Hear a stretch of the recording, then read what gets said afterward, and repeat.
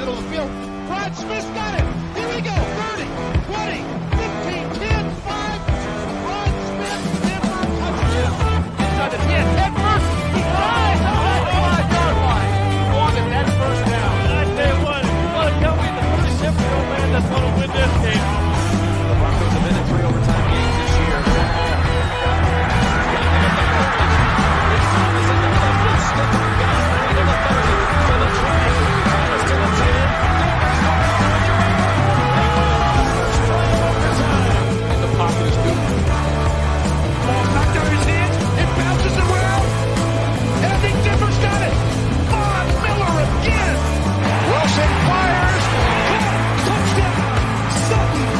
He's second of the day.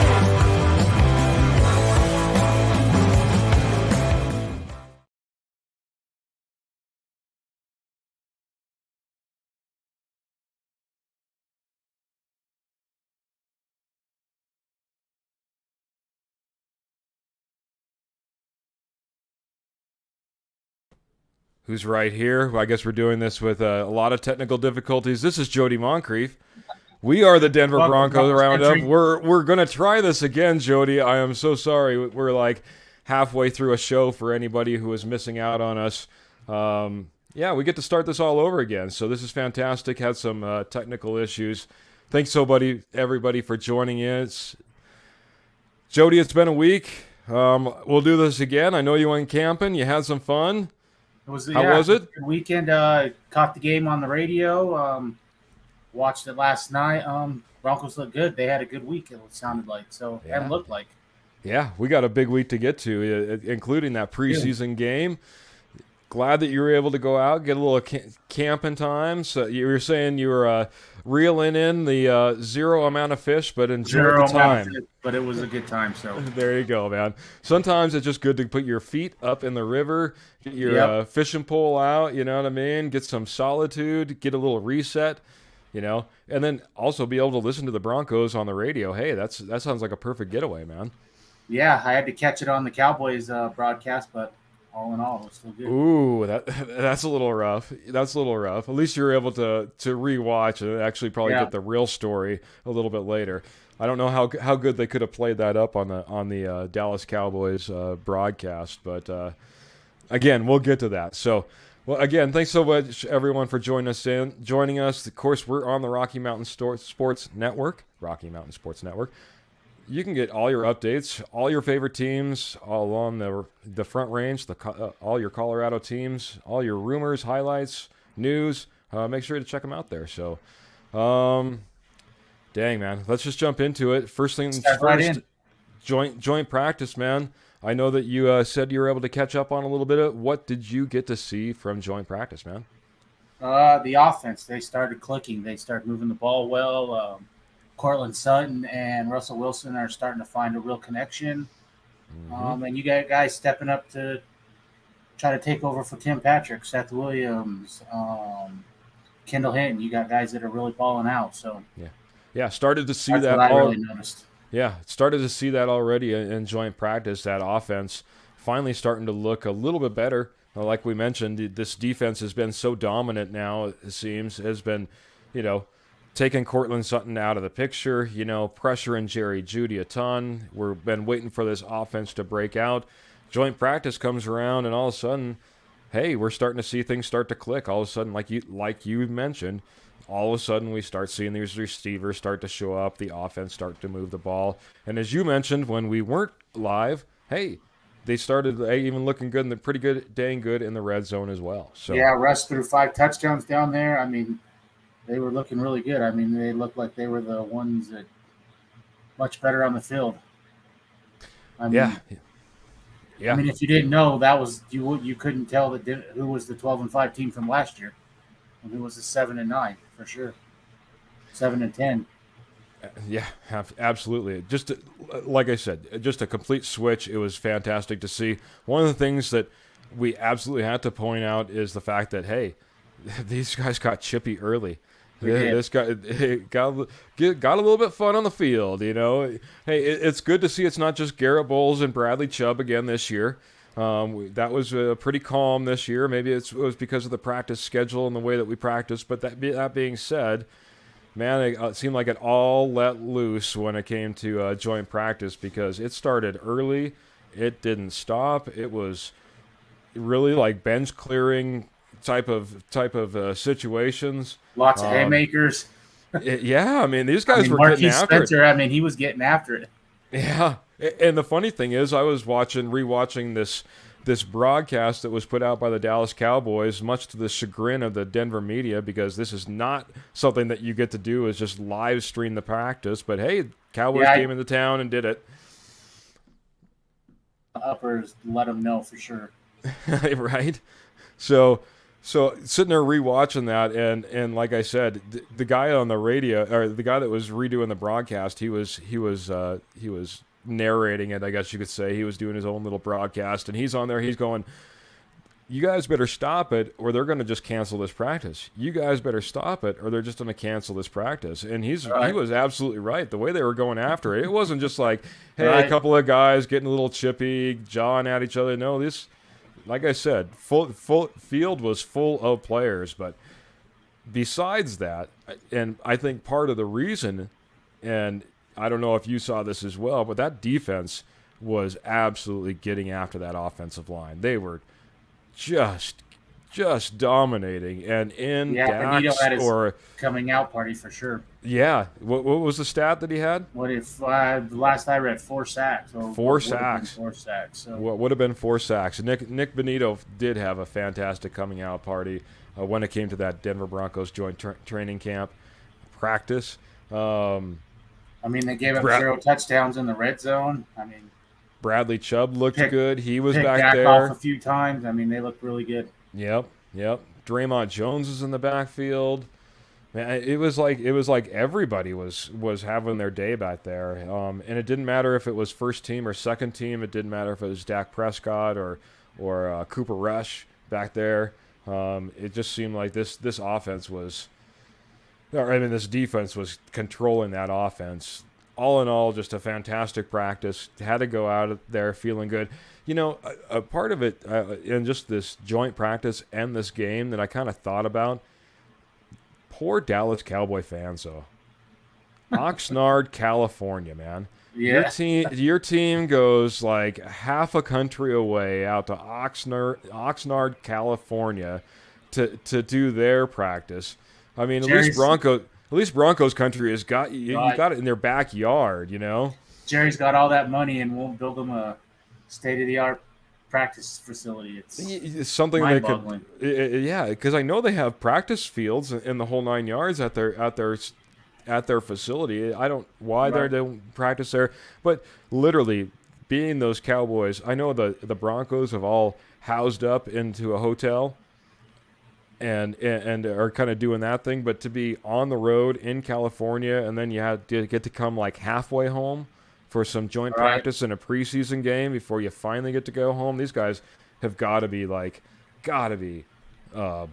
just tired and ready for the season, really, and ready to be home. You know what I mean? I don't know if that plays into the mindset and how chippy you are, and it's 95 degrees out there, and it's just like, man. But these guys, it seemed like we got in their heads. It didn't seem like they had a very good practice.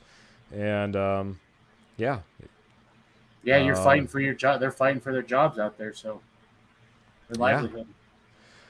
Well, before we jump, joint practice, like I said, fantastic. Offense moved the ball, defense looked great, and I'm hoping that stops the naysayers of doubting how Hackett's been running practice. I mean, it's a good with point. The offense coming out looking a little shaky in training camp. I mean.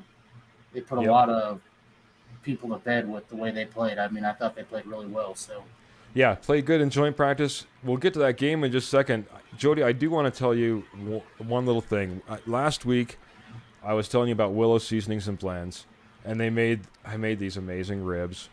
I used their Sweet Smoke all-purpose rub, finished it off with their Sweet Thing barbecue sauce. But let me tell you, this week got even better, man. I took this nice thick steak. I use some of the Willow Seasonings high elevation SPG. There's salt, pepper, and garlic. Man, just packed on the seasoning nice. Threw it on the grill, and before I knew it, man, I had the most delicious steak on my fork, man. It was fantastic, man. A4. Oh, my gosh. I'm telling you, man. Listeners, if you want amazing ribs, but certainly if you want amazing steaks, and I mean, this SPG, now I'm all excited to put it on just about anything, I'm telling you. But head over to willowseasonings.com. That's willowseasonings.com. They have an assortment of rubs, including a Blue Ribbon First Place Sweet Heat All-Purpose Rub. Willowseasonings.com. Spice up your life. Head over there today. Man, I tell you, you're missing out, man. You're missing out if you don't get a nice steak and some of that high elevation SPG, man. It is fantastic, man. And one of the things that the owner told me, Dave, one of the things that he kind of purposely does is if you always go out there and you're always picking up these rubs, it's like salt and some other flavors. And it's just overpowering. And that's one of the things you don't get here with his spices, his rubs. You're not just going to get a bunch of salt. It is actually true rich flavor. And, man, it takes the cake, buddy. It takes the cake. I'm telling you. Have you enjoyed any of his seasonings, rubs, or No, I have not. I need to order some. Oh, boy, man. I'm telling you. It's worth it, man. And all you listeners, it's worth it as well, obviously. So get stocked up for the wintertime. Yeah, wintertime. Yeah, like he said, there is no such thing as barbecue season. That's all year long. Yep. All right, transitioning from that training camp to the Denver Broncos. They hosted the Dallas Cowboys, and we do have to start off some unfortunate news, man. 40 seconds into the game, what happens? Jonas Griffith goes down with what looked like a nasty arm injury. Results, I guess, came back as good as they could have. It wasn't broken. Dislocated elbow.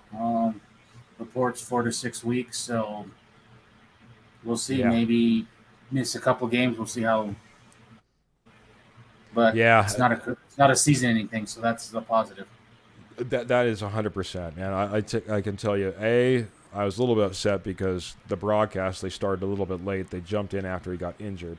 So all I see is them walking him off the field, and they were like holding his arm, and obviously trying to stabilize it as they're walking him off the field. And I'm like, oh boy, if that's like a major, break or anything like that, how long is this going to be? I guess it comes back one of the best news you possibly could. Like you said, it's a dislocation. It's 4 to 6 weeks. Most people expecting that more like that 6 weeks is what we're hearing. And, unfortunate, but like you said, he's coming back. I can tell you, again, being at training camp, this guy is a guy that is a key to that defense. They put all their eggs in one basket with Jonas Griffith. They didn't bring back Alexander Johnson. They didn't bring back Kenny Young. Yeah, Kenny Young. Thank you. Whoa, take that. But Kenny Young. These were guys that we thought played really well, thought they had a spot here on the Broncos defense. They put all their eggs into Jonas Griffith, and to be injured, like I said, played fantastic through training camp, but to be injured, that was kind of devastating right off the bat. We'll get a little bit later to, maybe some replacement news, but let's get through the rest of this game, man. Most starters didn't play. You had a sprinkling of Calvin Anderson. Really, that was about it on offense. But Albert O played a little bit. But the second team, they looked really well. Josh Johnson came out a little shaky, but he turned it up at the end of the first quarter and all the second quarter. 13 completions in a row. He was 2 touchdowns. Led a third drive all the way down for a kick that field goal at the end of half. He was in command of the offense there. The offense looked really good. Yeah. Hey, just like I said, it went in our post, the post that I put out, kind of advertising our show. What are your thoughts? Do we already have QB2-1? Is Josh Johnson QB2? Is he the name position in your opinion, man? I think so. From what he showed, I don't think that Brett Rippon had a bad game, but Josh Johnson, I mean, he really showed command of the offense. He was really dominating. 16 for 23, 172 yards, 2 touchdowns, led 3 scoring drives. I mean, what more could you ask for in a new offense like that, and a quarterback that they want to classify as a journeyman quarterback? I mean, I thought he looked really well. I 100% agree, right? Yeah, I was surprised at the way he came out. Probably the only thing that was maybe a little bit more surprising, was how bad that running game looked, though. I'll be honest. It was horrible. I mean, but you did have second and third string linemen in there, second and third string running backs, but still, I mean, I expected a little more than what they end up with. About 39 yards, somewhere right in there. I mean, yeah, it was not good. 39 or 36. Matt's jumping in. He says, #DBR. Hey, I haven't even done the #DBR. I need to do that. Thank you, Matt. I appreciate that. Always great to see us go live. Yeah, even if we're a little bit late, even if we're having technical difficulties. But hey, it's always great to see viewers like Matt. I know that he's part of the Rocky Mountain Sports Network, so thanks for taking time out and watching the show, Matt. Appreciate it a ton. So, yeah, for me, Josh Johnson, really surprising from what I saw in training camp. Not what I was expecting. Quite honestly, more times than not, I saw this guy use his legs in training camp. Right. It looked like he didn't have the right read or the right decision. He would end up using his legs. I was expecting to see a lot of that come the game time. So, big shock to me. The guy basically doesn't run at all. I can't think if I don't think he scrambled for a yard. For that fact. This said 1 carry for 3 yards. So. Oh, okay. So maybe. he had. But, minor maybe. Yeah, right? he was definitely not out there obviously trying to run the ball. 1 carry for 3 yards. You know what I mean? He was definitely in the pocket making decisions and making some pretty dang good decisions. That brings us to, I guess, another point in the fact that, hey, we're all worried about what's behind the starting 3 on our offense. Cortland Sutton, Jerry Jeudy, KJ Hamler, they don't play, obviously. We get to see second and third stringers, and boy, do we get to see second and third stringers really perform in the receiving game as well, man. Yeah, you had Brandon Johnson and Josh Johnson. I mean, they really made a connection. Brandon Johnson, 4 catches, 64 yards, average of 16. Yep. I mean, he was the one that I think stood out the most. But there were other guys. You had Seth Williams, 4 for 29 and got a touchdown. Yeah. Same with Kendall Hinton, 3 for 53 and a touchdown. I mean, they all looked really good. Yeah. Not only did they look really good, but I mean, not only the statistics look good, but the catches that these guys were coming up with were great catches. These were not easy catches. Some of the catches that you saw maybe on the Cowboy side of things, especially in that joint practice, those were some easy catches that we saw happen in that practice. There were no easy catches, it seemed like, for any of these guys. Brandon Johnson's pulling down catches, down along the sidelines, contested. Kendall Hinton it seems like, I don't know if that guy grew 2 inches for that game or he grew 2 inches this offseason, but man, it seemed like this guy was stretching out, going after the ball, snagging it down. He looked like a different receiver out there. Seth Williams showed up with some good catches. Albert like you mentioned, he was one of the few starters. He came up with a catch or 2. It was a pretty impressive all the way across the board from all of those receivers, and it certainly made me feel a lot better of what we have behind our top 3, and maybe not having to go out there and get another name. How did it make you feel? No, I'm really confident in what we have. I think with Brandon Johnson, Seth Williams, they can fulfill that outside position. And then you got Kendall Hinton, who can definitely play in the slot if he's not back healthy. I'm drawing a blank. wide receiver. I'm trying to blank. If I was reading one of the comments, so I apologize. Oh. I catch me up with what you were saying again, real quick. the wide receiver that's injured for Denver, I was drawing a blank. Oh, Tim Patrick? No, the other one that just came off PUP. Just came off PUP. Oh, KJ Hamler. I'm KJ sorry. Hamler. Sorry about Jeez. that. If KJ I'm like going through all the different PUPs and yeah. If KJ Hamler's not back and ready to play that slot position, Kendall Hinton can fill right in. Between him and Jerry Jeudy. I mean, I don't think there's a mad need to go out and get the big name or just to get a name because. Yeah. It definitely makes me feel, like I said, so much better about what we saw. And again, this is a Josh Johnson-led offense behind a second-string offensive line. These guys went out there, and that kind of maybe brings me to this point. Jacob Burke, I'm sorry, tuning in, and thank you so much for tuning in and commenting. He has a question. He says, how seriously do you consider preseason performances from second and third stringers, obviously in a game like we saw, a preseason game? How do you evaluate that? Do you discount it at all? I don't discount it because I don't know. Denver didn't play a lot of their starters either, so it was second string on second string. And you got guys across the field that are playing for their careers and livelihood. So, I mean, great point. So that's where everyone started. Look at Tim Patrick. I mean, that's where he started playing against second stringers and worked his way up. I mean, there's plenty of stories of just like that. Look at Terrell Davis. Yeah. Yeah, you get those flashes, right, that come through regardless. And I think that's one of the things I would say to Jacob there is that the type of receptions these guys were coming down with, once again, is what intrigues me. These were not easy receptions. These were not perfect for all the time from Josh Johnson in the perfect location. These guys had to reach at times in order to try to get some of these balls and reach behind them at times to try to take down some of these balls. And these were things that they were doing.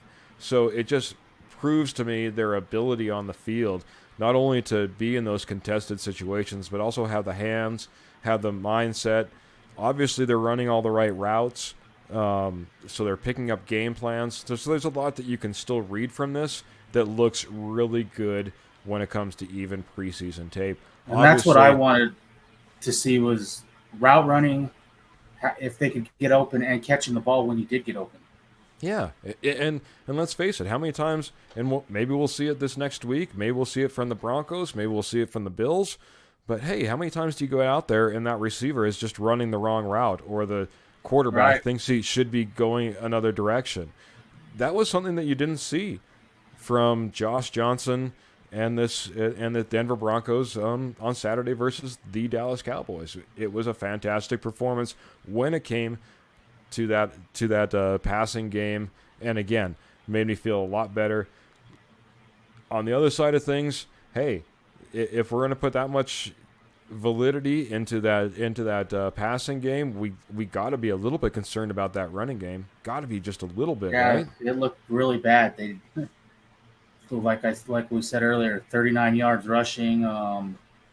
They couldn't get anything going. Yeah, I don't know if that's backup lineman in there. I don't know, but it just didn't. It didn't look crisp. It didn't look right. And that does have me a little worried because this is a totally different.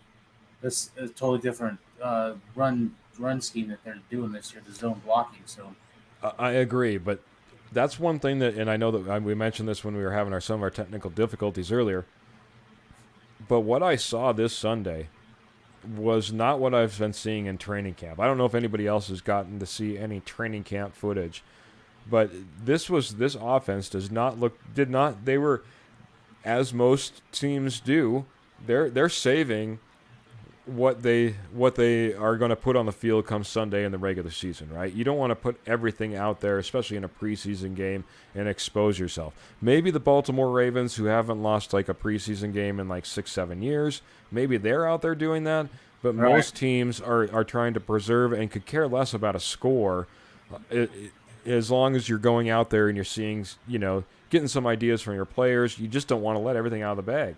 So That being said, what I saw out there was not necessarily what I saw in training camp. And I think that'll be better for both the run game and the passing game. Yeah, I agree. From all reports, it's been up and down in training camp, and minus the run game, I thought the offense looked sharp. Yeah. I mean, what more could you want? Josh Johnson led 3 scoring drives. He put up a pretty good half with stats. So yeah. Any standouts that you saw on that defensive side of things? I know we've been talking about offense now for a little bit. We went through receivers, we went through the running game, but that defense, hey, it was I think like a minute and a half, a minute and 50 seconds before Dallas actually put points on the board. It was pretty much a closeout. Right. Yeah. All the way to the end. What'd you like on the defensive side of things? I mean, the easy one is Baron Browning. I mean, Baron Browning looked like a monster out there. And I didn't know what to expect. I mean, he played really well last year inside, and I thought moving him outside was iffy.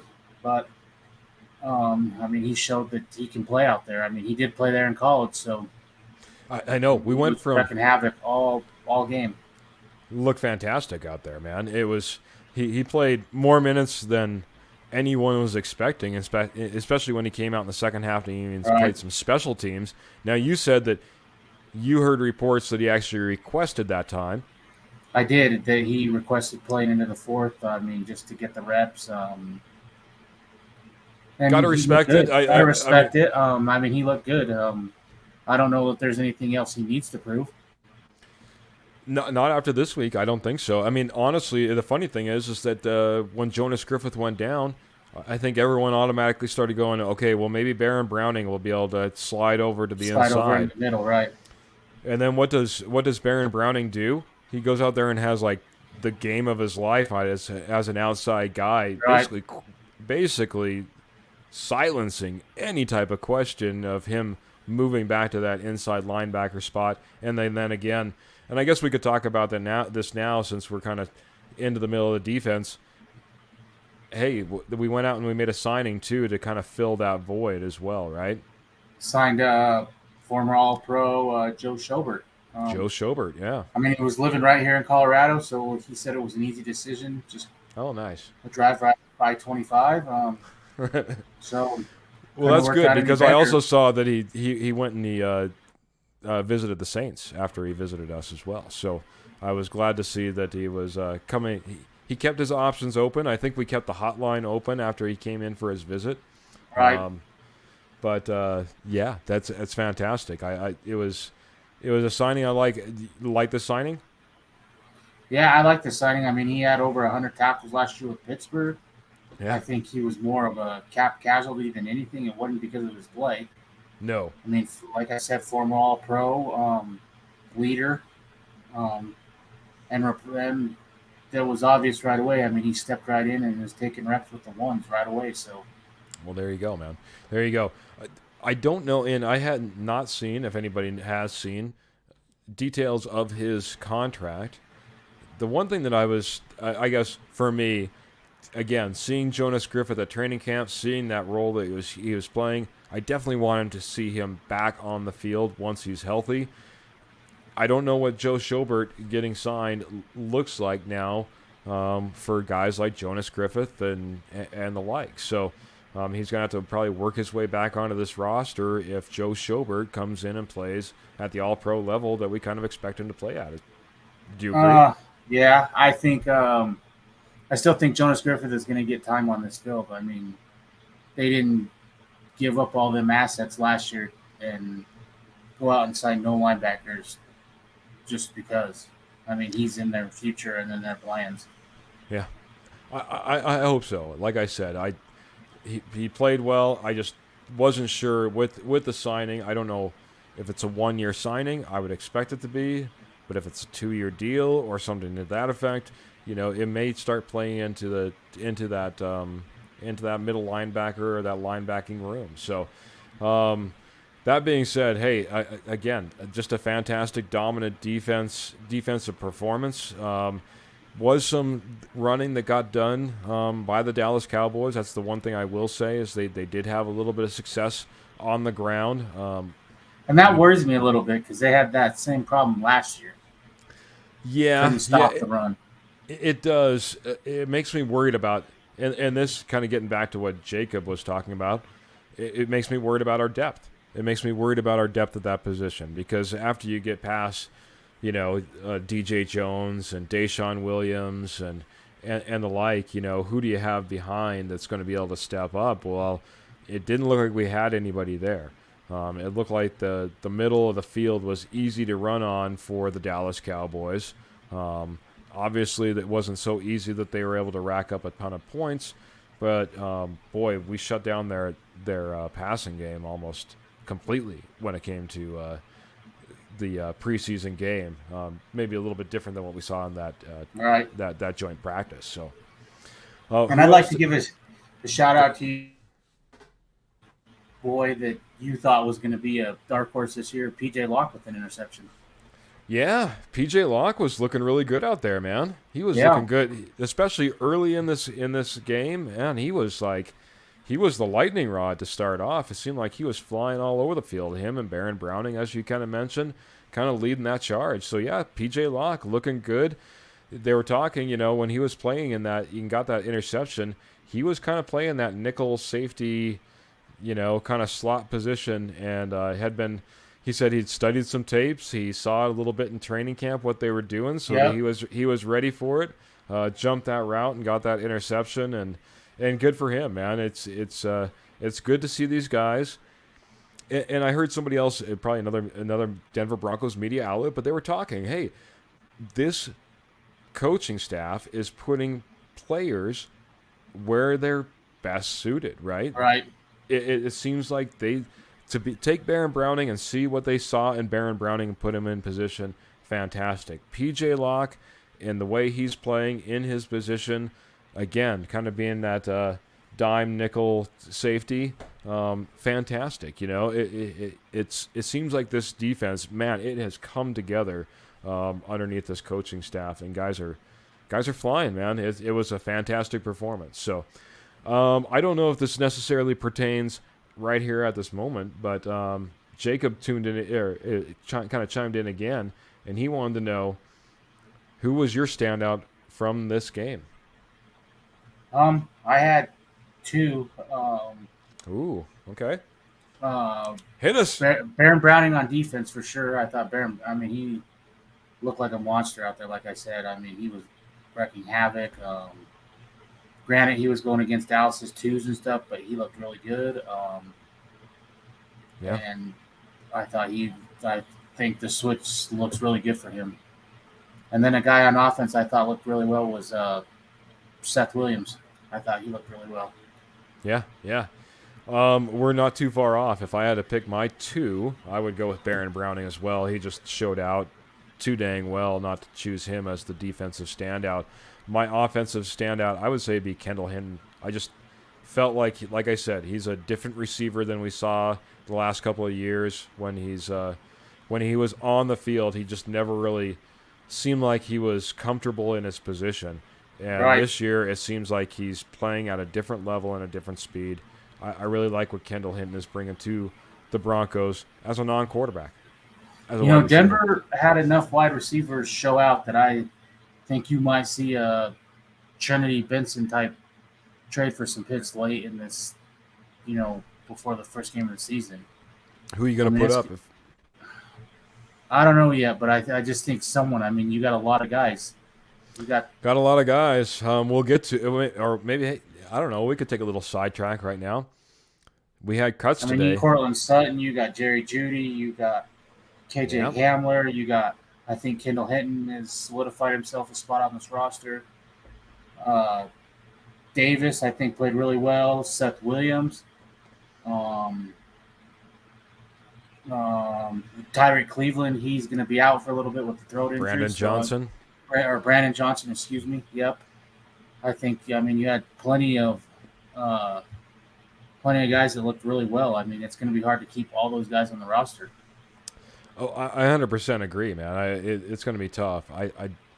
I don't know if there's capital out there to be had. It'll be interesting to see. I mean, I think you have to give up one of those guys you kind of really like. You'd have to give up like a Seth Williams or a Kendall Hinton.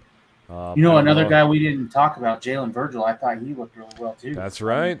Jalen Virgil coming. I thought he looked good. So 3 catches, 83 yards. I mean, yeah, like I said, it was tough to find flaws, and certainly you felt a lot better about that wide receiver room, man, after that preseason game. Everyone was talking, do we need to bring in OBJ? Do we need to bring in all these different names, you know what I mean, to try to solidify that receiver spot?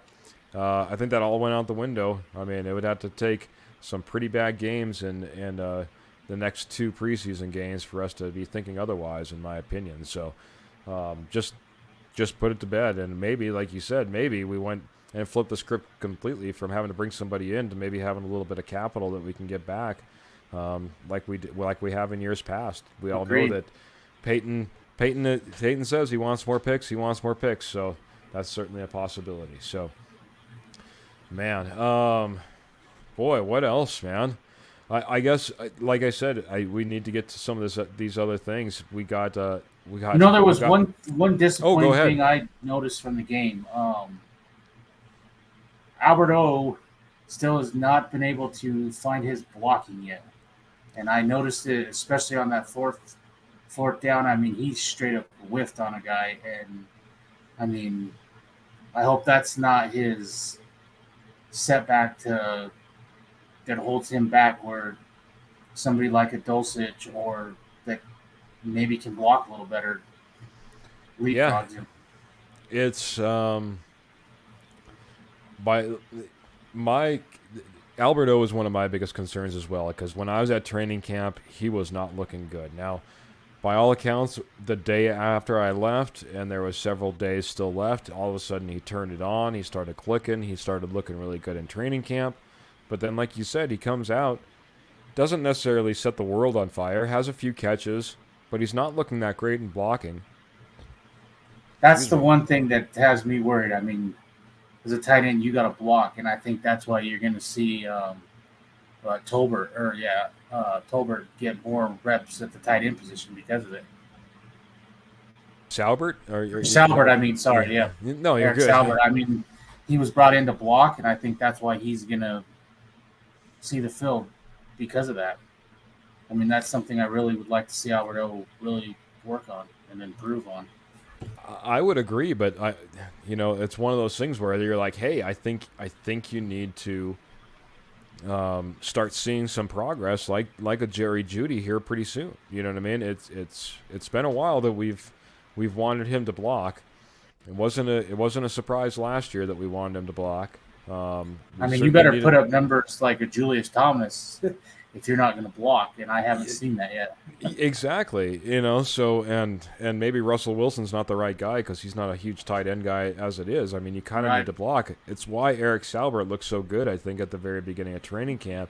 It'll be interesting to see how that tight end position really shakes out because, like you said, if things don't start improving, I don't think it's one of those things where you just stick with Albert O as your one throughout the entire year because he should be your number one. We have too many options still on this roster that we can start sliding into that position, at least as of today.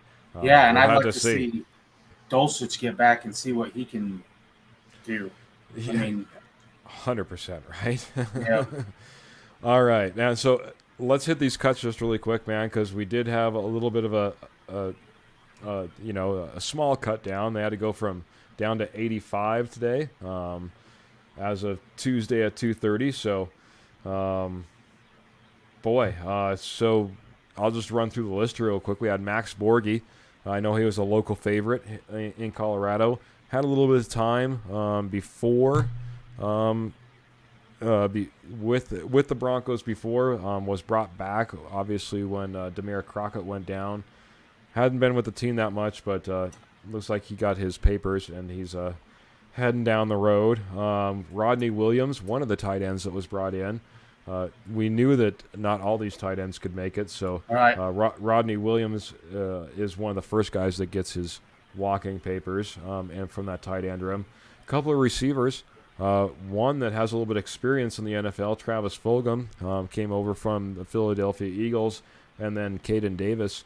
That was the one disappointing one for me was Fulgham. I mean, he had starting experience in Philly, and I thought that when Patrick went down, I thought who better to fill that role, but that's me and you both, bud.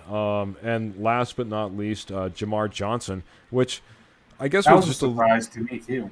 It was a little bit of a surprise because he was one of those guys who kind of showed out when it came to the preseason game. Thought that he looked pretty good, put some pretty good tape out there. So it was surprising to see him go. I'm going to get to a couple of questions because Matt has one real quick. He says the question is, can you have Albert O, Greg Dulcich, Tomlinson, and Sauerbert? Boy, I don't. Oh, I don't think they're going to keep all them plus. Yeah, I think one of them has to go someplace, either on a practice squad or off the roster altogether. So, like he said, the youngins kind of outshined him, and I would 100% agree when it came to Albert O. I think. And one other thing, plus you have Andrew Beck still. I mean, you're keeping him around playing fullback. I mean, really, that's 5 tight ends. I don't see all 5 of them sticking around. No, definitely not 5. And like you said, Andrew Beck, kind of a fullback tight end, but still going to be out to carve out a spot in one of those rooms, either running back or tight end room. Usually that tight end room, you usually don't. I would say Albert O running back room is probably safe. They're pretty safe, but oh yeah. I mean, but he might not see the field as much if he can't improve some of that blocking. I think you'll get first opportunities, but I think there'll be a quick trigger or an itchy finger in order to pull that trigger if he's not performing. It's not going to be too short. So Rodney Williams out the door. Like you said, Travis Fulgham was a guy I thought as well was going to jump in, fill that spot, fill that void for Tim Patrick. Thought he was the right body type. Thought he had a little bit of NFL experience. Thought he looked pretty good in Philadelphia. Never really got that opportunity. Even in training camp, it didn't seem like it was his name that was getting called a whole lot or him hauling in a whole lot of passes. So gets his walking papers there. So kind of shocking, I guess you could say. But then again, after we saw the preseason game 1 play out, maybe not as shocking as we once expected. Like you said, just for when he got signed, we thought he was going to be a piece of this offense. Agreed. Caden Davis, I'll be honest, especially going to training camp, this is the kid I was pulling for because he was out there every single day before anybody, hitting the jugs machine, hitting the return machine, the whole 9 yards. Just honestly, hard worker. Had the second biggest catch in training camp while I was there. Huge contested 45-yard bomb down the sideline. Had to try to keep his feet in, which he did. Never really had an opportunity, obviously, as the returner because Washington comes in, looks fantastic. You even have guys like Hinton and Hamler who can go back there as well. So tough for him to get onto this Broncos squad. I hope he gets picked up someplace else. That's all. Mentioning Hamler and those guys, one thing we overlooked a little bit. I thought the special teams looked much improved Saturday. I mean, Montel Washington. I mean, he had some good, nice returns. And the special teams played solid. I mean, it's a 180 from what we've seen last year. Oh boy, yeah. I used to be on the 4th and 99 show, part of the Rocky Mountain Sports Network, and boy, it seemed like every single week when we got on the broadcast, we had to talk about special teams. Something went wrong in special teams, and you're absolutely right. This was a fantastic game when it came to special teams. Even had some good returns. Another thing I guess we could really talk about. Hey, timeouts were used fantastically. We gained a possession, as Coach Hackett said in his press conference. By using timeouts properly, we used. And when we did gain that possession, we didn't go ahead and just throw it out the window. We actually went down the field, got in field goal range. Tried to score. Yeah, actually put points on the board, Actually tried to move down the field. We didn't just be like, hey, maybe we'll throw a screen pass and hope something happens. No, we were throwing darts down the field still, so it was really good to see. And McManus hit that 52-yard field goal too. I mean, Yeah, missed the 57. Missed got the that. 50. He did. Got the the lucky, warm up, but- but came back with that 52. So yeah, great called game, great special teams game. Things that Broncos country shouldn't take for granted, especially coming off the last I couple of didn't seasons. I didn't notice anything that stood out from error-wise from the coaching staff. I didn't pick up on anything. Yeah, it was fantastic, man. It was fantastic. So, let's anything else from the cut downs? Like I said, Jamar Johnson, last guy, just a little bit surprising for me. Thought he actually maybe played his best I'd actually seen him play in this last preseason game. From times he's been able to take the field, so I know the cuts need to be made, but maybe a little bit surprising there as well. So, but it does show the depth we have at safety. I mean, when you're letting a guy that look like he has in camp and in game one, I mean, one of your 100%. first cuts. I mean, so just a reminder to everybody, August 23rd, 80-man roster deadline, and then the 53-man on the 30th. So these things, like I said, seems like preseason, joint practices, cut downs, preseason games, it all happens really fast. We're talking about in the next 2 weeks really thinning this roster down. It'll be pretty interesting. Pretty small cut next week, but then the big cut going from 80 to 53 after that. So we had a couple guys too also this week get activated off PUP. Randy Gregory and Billy Turner, two guys. Absolutely. That I think been as a starter, or probably pinned in as a starter. Randy Gregory. Yep. And then another guy that I think has all the shot in the world to start at right tackle, Billy Turner. So, man, you've been two big pluses there. Man, you should see Jody. If anybody hasn't seen Jody's Billy Turner drum that he's been beating, it's big. I'm telling you, it is huge, man. He's been beating that drum, and I'm gonna 100% agree with you, buddy. 100%, man. Billy Turner is a guy that was brought in that we absolutely expect to be that starter, want to be that starter, fits in this system, is from this system. So let's get the can play all 5 positions on the line. Yep, but there's one position I think we both would really like to see him stick at. I'd like to see that right tackle solidified. I mean, yes, 100%. That right I tackle. pull for Calvin Anderson, but it's just I know there's a lot of inconsistency there. It's funny. I know that Randy Gregory. There were Denver Broncos put out posts. There's big hugs going around with Coach Hackett as he returns to the field in his pads and the whole 9 yards. But for me, Billy Turner was the more exciting.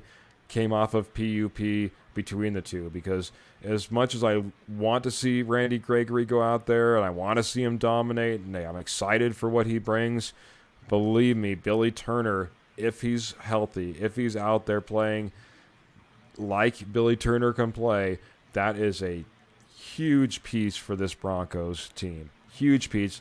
Probably bigger than Randy Gregory, even though Randy Gregory got that much bigger contract. And I think that's why they didn't $50 million address and $28 million guaranteed. Why they didn't address right tackle was because of him. Yeah, good point. Good point. On the other side of things, another guy that was brought in that was let go with an injury designation was Ben Braden. And that was another guy that when that signing first came out, I would thought for sure, hey, there's our guy, another Hackett guy, another guy that we could slide into a guard position. But unfortunately, injury designation. Now it sounds like he's been given that probably for a more contractual reasons, as a lot of people are saying. Other teams might take a chance on Ben Braden. So my guess is that if he does have an injury, it's a small injury, maybe one that can still pass another team's physical.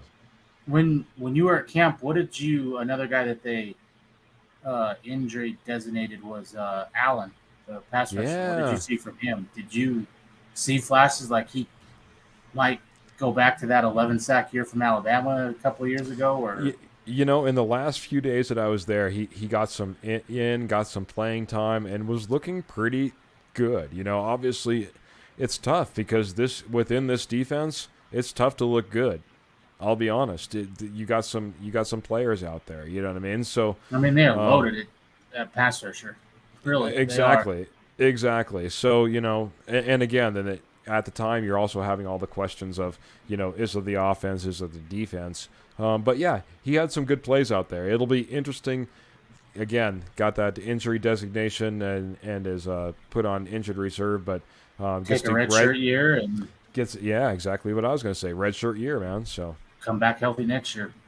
Exactly. Love to see a guy like him. He obviously has a ton of talent, and now, honestly, maybe he gets that ability to really get rested up, get healthy, and come back next year, be a factor for this team. So, boy, really quick, bud.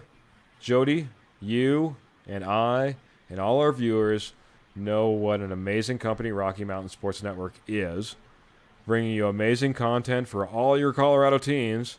What our viewers may not know is that the Rocky Mountain Sports Network is growing and is looking for talent in many positions as a media company. So, if you are out there, you have your talent and you have this passion and you want to put it on display, contact Rocky Mountain Sports Network. You can head over to their Facebook page. It's Matt who you're going to talk to.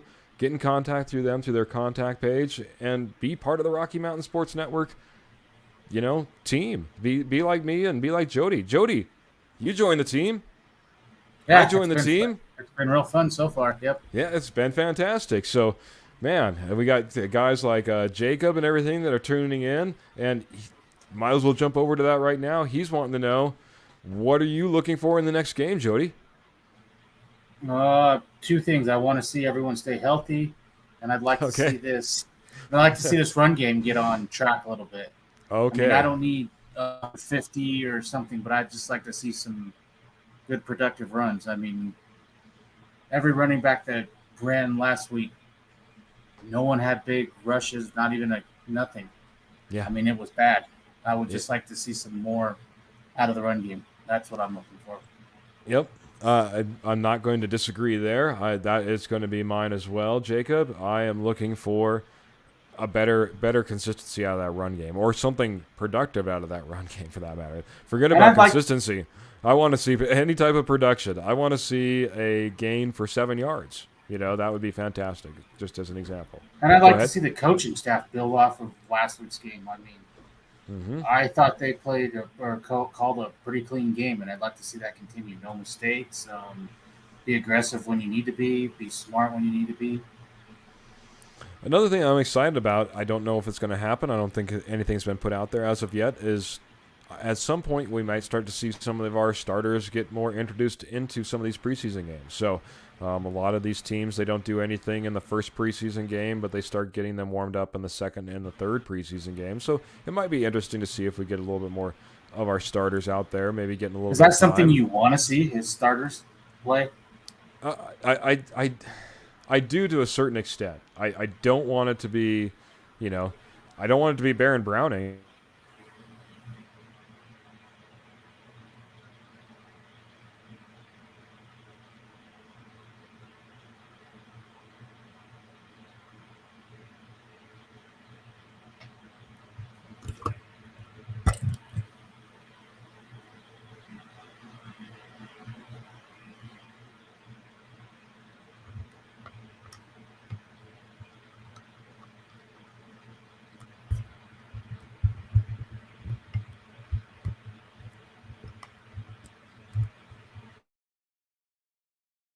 You there for a sec? There we go.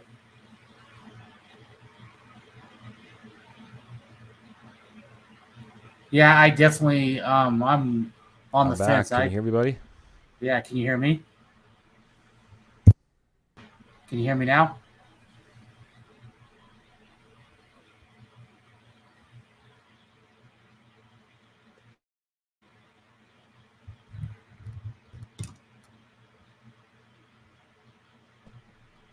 Sorry, Jody. Did we lose you? You lost me for a second, man. Are we back? We're back. Hopefully you got did you hold down the fort, man? No, I tried. Okay, man. Where are we at, man? No, I definitely don't want to. There's some starters I definitely don't want to see. I don't need to see Russell Wilson. I don't need to see Garrett Bowles. I don't need to see some of these key. I don't need to see Chubb. I don't need to see PS2. Yeah, Some of I these could guys, say. I mean, I don't need some of our Pat or Justin Simmons. I don't need to see them. Yeah, that's another name I was going to say. Hey, I'm good with that. Hey, take your big guys, your starters, the guys that you want to 100% protect. But there's a part of me, especially with the way that these guys have been going through training camp. It's a little bit lighter. They're not doing again 1-on-1s. They're not doing on 7-on-7s. They're doing, 11-on-11s every third day. They're pretty light practices. I do think some of these guys need to go out there and they need to get some live reps, some real game reps before we flip it on come Monday night against the Seattle Seahawks. I just want to be out there. I want to be prepared. That is the one thing I did hear today. I heard someone say, if you sit the starters all preseason, you will have the complete offense. You will have Hackett calling plays for the first time in a game to Russell Wilson. First time with this offense, first time with this defense, first time head coach, first time special teams coach, first time DC. I mean, it's a lot, man. Asking a lot, so asking a ton, man, and you can't assimilate any of this really in practice. You really can't. For these guys trying to install all this stuff and to just try to rely on 70% speed, no tackle practice before you go into this game. If your first game, it's a little scary for me. I'll be honest. Right. So. The injuries bug or getting injured is what really makes me nervous. I mean, these games mean nothing. I mean, nothing at all. I mean. I get that. And especially as good as our defenses looked, that's where I feel like, especially like when you're going through these guys and you're like, hey, Justin Simmons should sit, and hey, PS2 should sit, and, Bradley Chubb should sit. And, it's like, okay, I'm getting this. These guys have looked really good all training camp. And defense, I think, is a little bit easier to turn on. But when you're talking about having the right timing in your offense and you're not going to take any live hitting reps until game one, that's a little scary, man. I'm telling you. I know they're meaningless games, but at the same time, I would hate for us to take 3 games to get going. Right. In the mindset that all of a sudden we don't want to get hurt. What worries me is look at Jonas Griffith. I mean, 2 plays in and he's out with a dislocated elbow. Yeah, and it's not every day you can go get a Joe Schobert off of the street like that. So, I agree. I mean, if this was Russell Wilson, it'd be a terrible thing, right? I mean, we'd be looking at Josh Johnson to start our season. It would be in the complete opposite position of where we're at. But much like life, I don't think you can go around saying I'm not going to do things solely because there's a slight possibility I could go out there and get hurt. If you look at the numbers, they should play out in your favor. We should have already had all the injuries we need to have. It just seems to me we need more time. It's the NFL players and the NFL Players Association who got rid of all the hitting and all the extra training camp and all the practice and the whole 9 yards. At some point, we're down to 3 preseason games.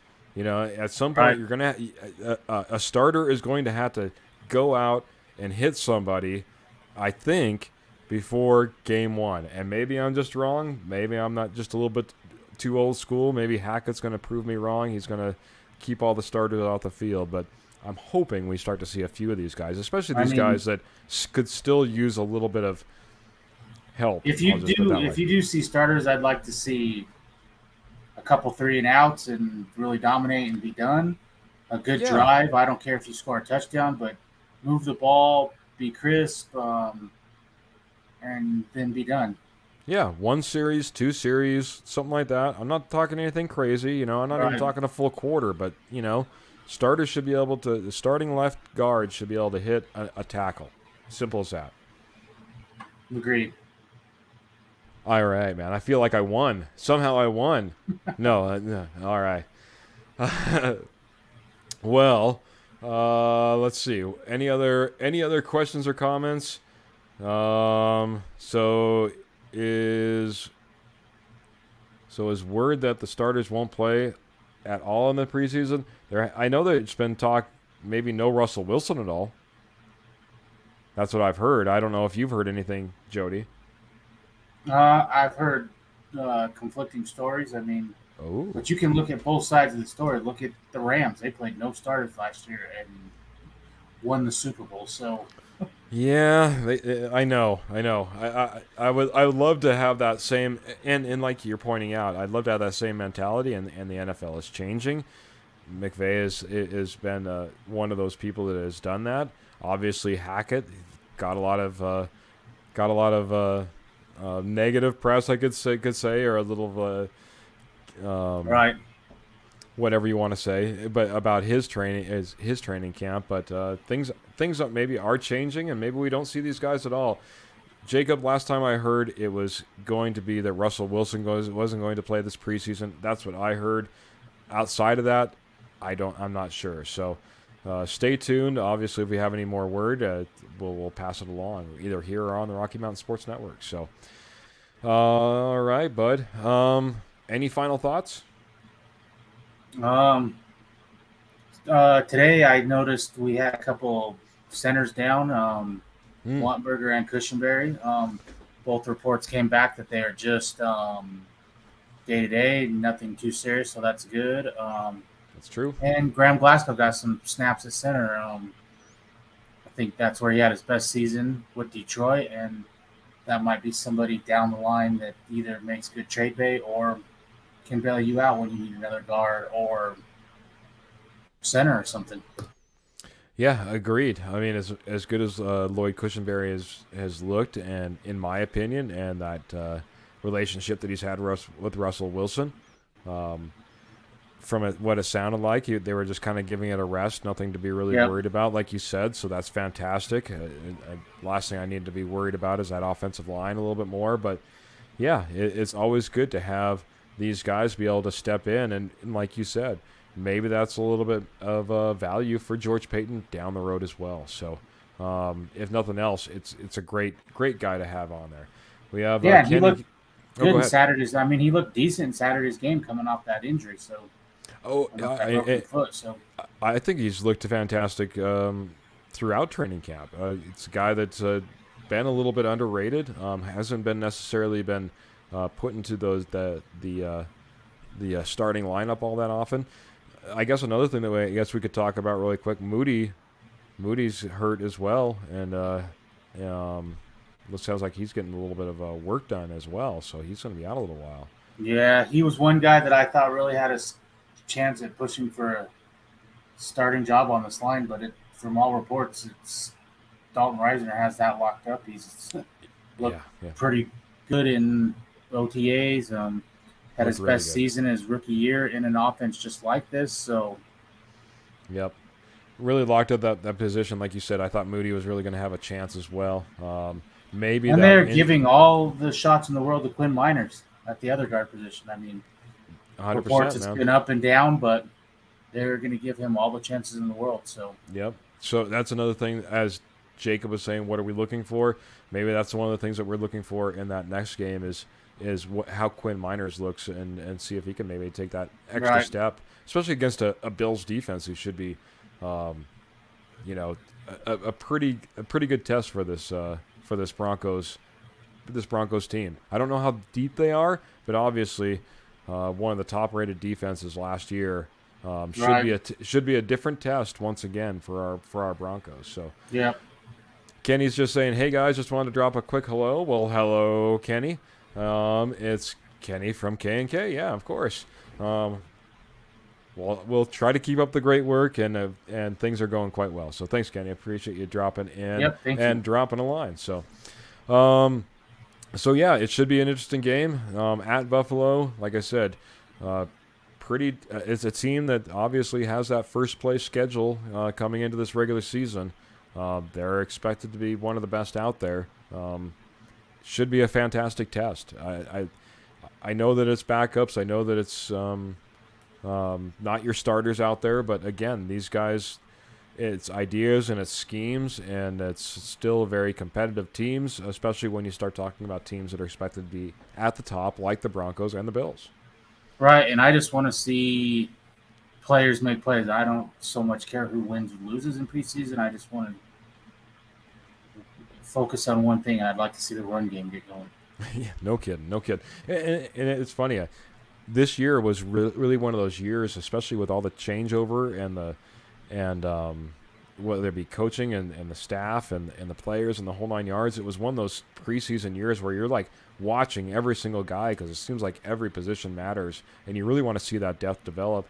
And for all intents and purposes, it looks like we have pretty good depth. So, like you said, run game aside, that's one of the keys that we'll be looking for, me and you both, I guess. So, and I like to see these wide receivers keep balling out, keep making plays. Yeah, continue. Obviously, like you said, Make it really hard for Hackett to decide who makes his 53.